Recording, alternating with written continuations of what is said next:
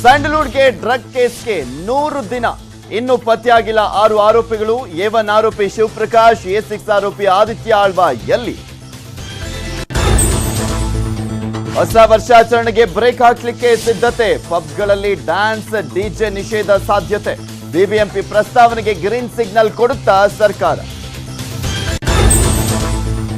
ರಾಜ್ಯದಲ್ಲಿ ಕೊರೋನಾ ಲಸಿಕೆ ವಿತರಣೆಗೆ ಸಿದ್ಧತೆ. 29,451 ಲಸಿಕೆ ವಿತರಣೆ ಕೇಂದ್ರಗಳು ರೆಡಿ. 2,855 ಕೋಲ್ಡ್ ಚೈನ್ ಕೇಂದ್ರಗಳಲ್ಲಿ ಸಂಗ್ರಹಕ್ಕೆ ಸಿದ್ಧತೆ.